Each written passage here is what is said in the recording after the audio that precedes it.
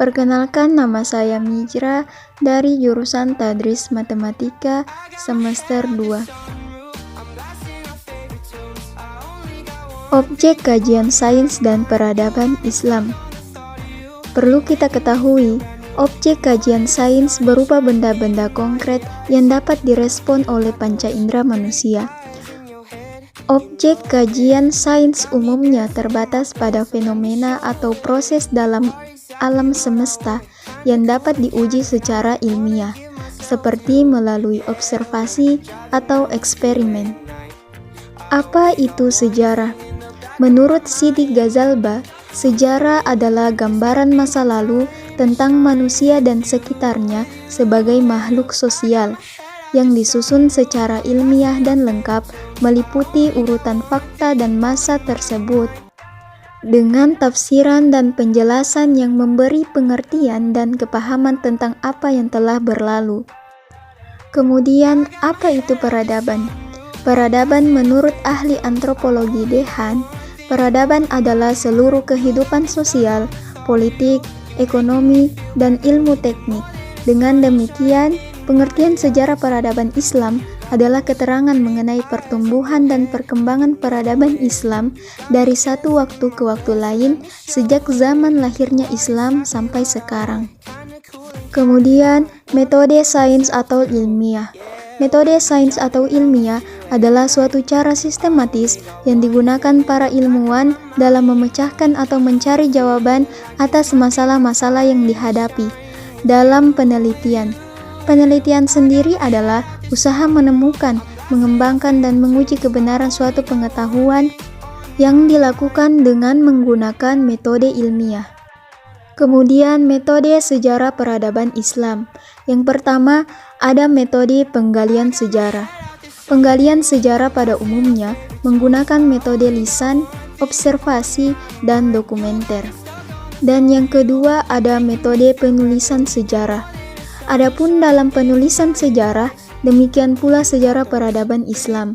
Metode yang dapat digunakan adalah deskriptif, komparatif, dan analisis sintetis. Adapun ruang lingkup pembahasan sejarah sains dan peradaban Islam. Mata kuliah ini membahas bagaimana umat Islam menata kehidupan politik, mengelola kehidupan ekonomi, mengembangkan iptek, serta kesenian dalam upaya mengejawantahkan ajaran Islam untuk meresponi berbagai persoalan yang dihadapi dalam kehidupan nyata.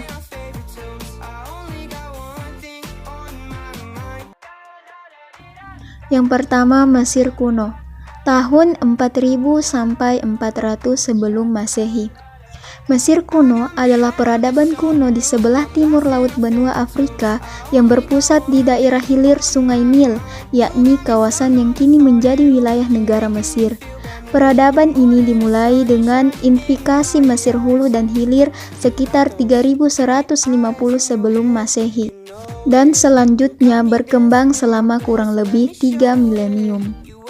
Yang kedua, Yunani kuno, pada tahun 600 sampai 30 sebelum Masehi. Peradaban Yunani merupakan salah satu pusat peradaban tertua di Eropa yang terletak di ujung tenggara benua Eropa di sekitar Laut Tengah sehingga sangat strategis dalam pelayaran. Bangsa Yunani menurut ahli antropologi berasal dari bangsa Indo-Jerman. Diketahui bahwa nenek moyang bangsa Yunani adalah bangsa Ionia, Achaea, Helen, dan Ionia. Yang ketiga, Romawi kuno, pada tahun 30 sebelum Masehi sampai 400 Masehi. Peradaban Romawi merupakan sebuah peradaban yang berasal dari negara kota Roma yang didirikan di semenanjung Italia yang menjulur ke Laut Tengah. Kota Roma itu sendiri diperkirakan berdiri tahun 750 sebelum Masehi. Pencapaian peradaban Islam pada masa Khulafaur Rasyidin. Yang pertama, mengembalikan kembali kesatuan Jazirah Arab setelah berhasil mengalahkan gerakan murtad. Yang kedua, mengumpulkan Al-Quran pada masa kekhalifahan Abu Bakar. Yang ketiga, menyatukan mushaf pada masa kekhalifahan Utsman bin Affan. Yang keempat, pemberian titik terhadap mushaf pada masa kekhalifahan Ali bin Abi Thalib. Yang kelima, memulai penanggalan Hijriyah pada masa kekhalifahan Umar bin Khattab.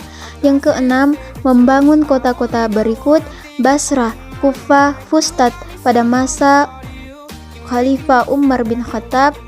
Ketujuh, pembersihan etnis Yahudi dari Jazirah Arab pada masa Umar bin Khattab. Kedelapan, didirikannya lumbung tepung yang terletak antara Mekah dan Madinah. Di tempat ini disimpan tepung, minyak goreng padat, kurma, dan minyak goreng cair yang diperuntukkan para musafir yang kehabisan bekal. 9. Menjaga keamanan masyarakat di ibu kota negara Madinah. 10. Perluasan Masjid Nabawi dengan membeli rumah-rumah dan tanah di sekitarnya, melapisi dengan bebatuan dan kerikil, dan menerangi dengan lampu-lampu petromak. Hal ini sebagaimana dinyatakan Ali bin Abu Thalib, semoga Allah menerangi kubur Umar sebagaimana dia menerangi masjid-masjid itu. Dan yang ke-11, Umar bin Khattab pertama kalinya menyatukan umat Islam dengan satu imam dan sholat tarawih.